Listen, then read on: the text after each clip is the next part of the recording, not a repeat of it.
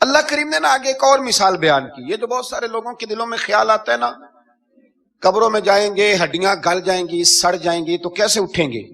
اللہ کریم فرماتے ہیں کہ کیا آپ نے اس شخص کو نہیں دیکھا کہ جو ایک ایسی بستی پر سے گزرا وہیا خاویۃ علی عروشہا، جو اپنی چھتوں کے بل گری پڑی تھی، یعنی بستی تباہ ہو گئی.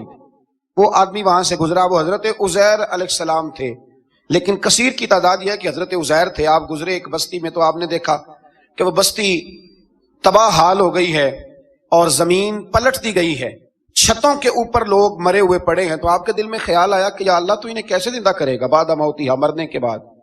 خیال آیا، اللہ کریم نے نا انہی پہ موت طاری کر دی، حضرت عزیر علیہ السلام پہ.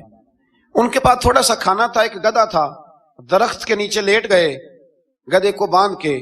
اللہ تعالیٰ نے ان پر نیند طاری کی اور وہ 100 سال تک سوتے ہی رہے. وہ بے آباد بستی آباد ہو گئی، وہاں شہر آباد ہو گیا، دنیا آباد ہو گئی، زمانہ آباد ہو گیا. آپ جب سوئے تو آپ کی عمر مبارک 40 سال تھی. 100 سال کے بعد اٹھے، ثم بعثا، جب اٹھے قال کم لبثت، اللہ نے فرمایا کتنی دیر سوئے؟ قال لبثت یوما او بعد یوم، کہنے لگے یا ایک دن سویا ہوں یا دن کا تھوڑا سا حصہ. تو رب کریم نے فرمایا نہیں، آپ تو 100 سال تک سوئے رہے. فرمایا وہ دیکھو ذرا گدھے کی طرف. وہ گدھا جو تھا نا ان کا وہ گل سڑ گیا، ہڈیاں بکھر گئیں، اور وہ جو کھانا تھا نا پھل تھے، شربت تھا، سالن تھا، اس کا حال یہ ہے کہ لم یتسنہ، وہ باسی بھی نہیں ہوا. یہ ہے میرے رب کی قدرت.